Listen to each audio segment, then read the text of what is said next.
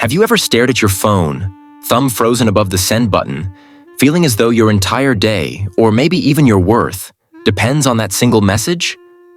Perhaps it's a simple, "Hey, how are you?" or "Can we talk?" And yet, suddenly, those few words feel heavier than a conversation with your boss, heavier than a speech in front of hundreds, heavier than a confession you've rehearsed 1,000 times in your mind. You delete the message. You rewrite it. You pause. And yet, nothing leaves the phone. Hours slip by, and your mind continues its relentless dance. What if they misinterpret me? What if I come off too eager? Or worse, what if I seem indifferent? You stare at the blank screen as if it's a mirror reflecting your deepest insecurities. For millions of people, this isn't just a habit. It's a subtle, quiet storm that sweeps through their minds multiple times a day. It's a mixture of hope and fear, courage and hesitation, authenticity and self-protection. On the surface, sending a text might seem trivial, but beneath it lies a complex network of past experiences, emotions, and psychological wiring that shapes every keystroke. Consider this. Why does a simple text feel like a test of our worth? Why do some of us agonize over okay versus okay, or debate whether a single heart emoji will be too much? It's because every message carries more than words. It carries our intentions, vulnerabilities, and our unspoken desire to be understood and accepted. Imagine sitting alone at night, phone in hand. You know what you want to say. You even know what the other person might respond. Yet, some invisible barrier stops you. There's a tiny, quiet voice inside. Be careful. Don't mess this up. Don't reveal too much. This voice is protective, but paradoxically, it can prevent the very connection you crave.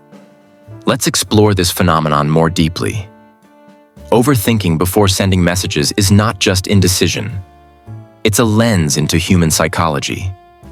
It's a reflection of our fears, our past experiences, and our longing for connection. Every hesitation tells a story of childhood anxieties, social insecurities, and moments when we felt unseen or misunderstood. Now, let's step into the world of someone who overthinks. Imagine a young adult named Maya. Maya just met someone she genuinely connects with. The conversation was smooth, meaningful, and left her smiling for hours. Later, she wants to text, "I had a great time today." But as she hovers over the send button, her mind erupts with doubt. Am I being too forward? Do they feel the same way? What if they think I'm desperate? So she deletes the message, rewrites it. "Hey, it was nice meeting you." Too cold, too casual. She rewrites again. "Had a really nice time today. Hope you did too." But now it feels forced, rehearsed, inauthentic. Hours pass. By bedtime, the message still sits unsent, and Maya wonders whether she overcomplicated something that should have been simple. Or consider another scenario. Raj wants to tell his friend about a personal struggle. He drafts a message. "Hey, I've been feeling down lately. Can we talk?" But anxiety creeps in. Will they think I'm weak? Will they be annoyed? Maybe I should just wait. He revises it multiple times, weighing every word for tone and impact. Each keystroke becomes a battlefield where self-doubt clashes with the desire to be open. Even something as simple as coordinating plans can spiral. Are they really okay with me coming over? Did I sound rude? Did I send the right time?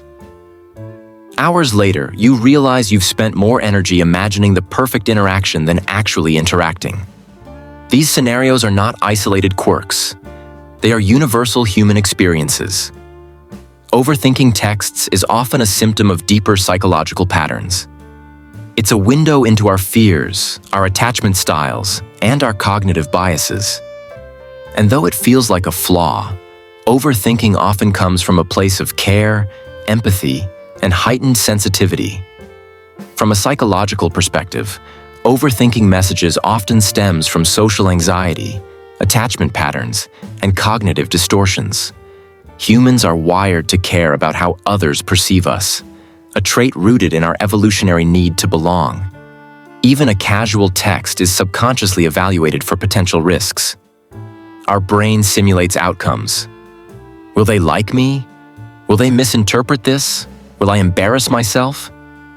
Often, these simulations exaggerate threats that may not exist. Attachment theory provides another window into this behavior. Our early experiences with caregivers shape how we perceive relationships later in life. For people with anxious attachment, communication becomes a delicate balancing act between reaching out and avoiding potential rejection. Even casual messages, "I'm free tomorrow," or "Did you get my last text?" can trigger emotional tension because they echo childhood patterns of seeking validation and fearing abandonment. Overthinking is further fueled by cognitive distortions, systematic errors in thinking that warp reality. Catastrophizing imagines the worst possible outcome. Mind reading assumes you know what the other person thinks. Overgeneralization believes one small misstep defines everything. These distortions create an emotional feedback loop. The more one overthinks, the more anxious one feels, reinforcing the overthinking cycle. Here's the cruel irony. The very act of overthinking is meant to protect us, but it often prevents connection.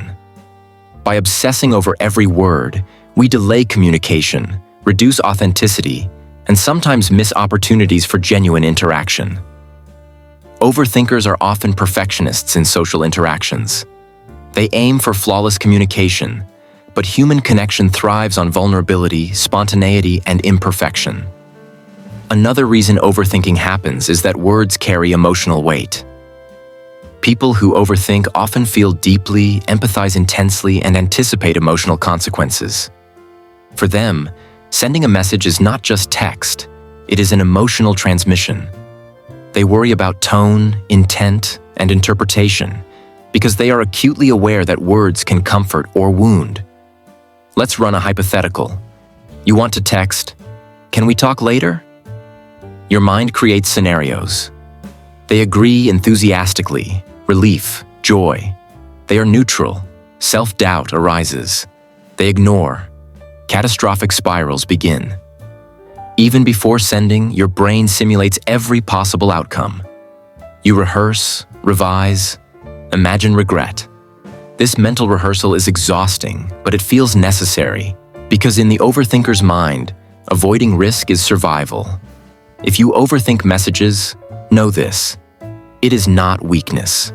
It is emotional intelligence, sensitivity, and care expressed in a paradoxical way. The struggle lies in balance, caring about connection without letting fear dominate action. Overthinking is a mirror, showing where your vulnerabilities, insecurities, and hopes converge. It asks you to slow down, observe, and reflect. But sometimes, it asks too much, demanding perfection from an inherently imperfect world. Have you ever noticed how, in overthinking, two conflicting forces tug at you at the same time? One part whispers, "Just send it. Keep it simple. They'll understand." Yet, another part shouts, "Wait, think again. What if they judge you? What if it's wrong?" This internal tug-of-war is the essence of overthinking. A constant dance between courage and caution, authenticity and self-protection, expression and suppression. Consider Arjun. He wants to text a friend about a deeply personal struggle. He drafts, "I've been feeling really low lately. Can we talk?" Immediately, he hesitates. Part of him wants to be honest and reach out. The other part is afraid. What if I sound needy? What if they dismiss me? What if I seem weak? His conscious mind says, "Be open." His subconscious mind counters with fear and caution. The conscious mind is rational, deliberate, intentional. It knows what we want to say and what we hope to communicate. The subconscious is emotional, protective, shaped by past experiences. Every word is filtered through decades of memory, social learning, and emotional conditioning. A simple message becomes a battlefield for conscious desire and subconscious caution. Overthinkers are performers in the social arena. Every message is a stage, every word a line in a script. They aim for perfection, to avoid embarrassment, to anticipate interpretation. Yet genuine connection thrives on vulnerability, spontaneity, and imperfection. The more we edit, hesitate, or second-guess, the further we move from the real, unfiltered self. Overthinking is perfectionism in social form, and the paradox is stark. Perfection often obstructs connection. Modern messaging amplifies overthinking. Digital communication lacks tone, body language, and immediate feedback. Every message becomes a canvas for imagination. Okay can be indifferent, annoyed, or neutral. Delays in replies can be interpreted as rejection. Overthinkers simulate dozens of reactions, imagining the worst, reinforcing anxiety. Now consider real stories. Aisha, a college sophomore, wants to text a boy she met in class. She drafts, "I really enjoyed talking to you today." Doubt creeps in. Am I coming on too strong? Did I say something weird? She rewrites, deletes, rewrites. Hours pass. Nothing is sent. Her fear traps her, even as she longs for connection. Karen, a young professional, wants to ask a colleague a question. Even this simple task spirals into, will they think I'm incompetent? Is my tone okay? Am I overstepping? Messages are rewritten, delayed, never sent. Overthinking professional communication is fueled by fear of evaluation and self-image. Lena wants to check on an old friend. She types, "Hey, it's been a while. How are you?" Fear sets in. Did I wait too long? Will they think I don't care? She rewrites, imagines their reaction, then deletes the message. Overthinking friendship communication stems from guilt, fear of misunderstanding, and desire for approval. Overthinking messages is about emotional anticipation. Words carry weight. Every letter, emoji, or punctuation is evaluated for emotional impact. This sensitivity is a gift and a burden. It reflects empathy and care, but also creates mental loops that prevent action. Sending a message, no matter how small, is an act of courage. Every overthinker has faced the moment, the thumb hovering above send, the heart racing, the mind looping through every outcome. Acting despite fear, typing imperfectly yet authentically, is bravery. Ravi, a man reconnecting with an old friend, types, "Hey, it's been a while. How have you been?" He hesitates, rewrites, then sends it. His friend responds warmly. The small action required courage, but the result is connection. Overthinking precedes courage. It is the mental prelude to meaningful interaction. Life is imperfect, and so is communication. Perfectionism delays connection. Courage is action in spite of fear. Vulnerability and imperfection are the channels of authentic connection. Hesitation reflects care. Acting despite it reflects courage. Overthinking is not weakness.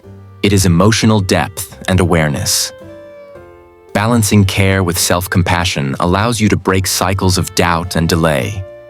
Fear highlights what matters most. Courage is acting anyway. Imagine a young woman sending a message to a friend she hasn't contacted in months.